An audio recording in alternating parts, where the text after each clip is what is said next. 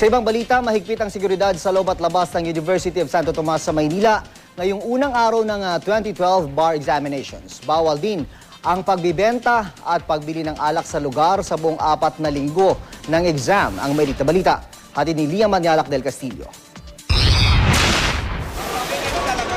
Nagmamadaling makahabol sa pagsisimula ng unang araw ng 2012 bar exams ang ilang estudyante kanina. Ang iba naman barka-barkada ng dumating.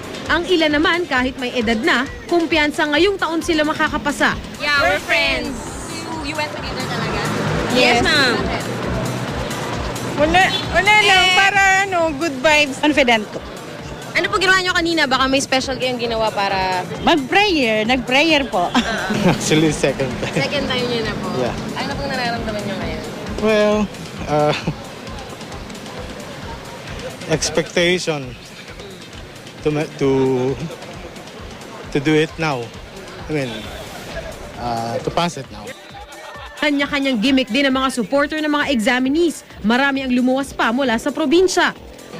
We just provided them with what we can give po. We gave, a water, pencils, something that they can eat, snacks.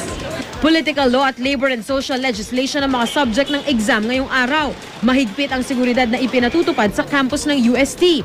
May naka-standby pang NBI bomb squad. Sarado rin ang lahat ng gate maliban sa Lacson Gate kung saan maaring pumasok ang mga patungo sa ospital. Nagpalabas din ng Executive Order 32 mismo si Manila Mayor Alfredo Lim na nagbabawal sa pagbebenta at pagbili ng alak at iba pang nakakalasing na inumin sa paligid ng UST sa 4 na linggo ng bar exams mula alas 4 ng umaga hanggang alas 8 ng gabi.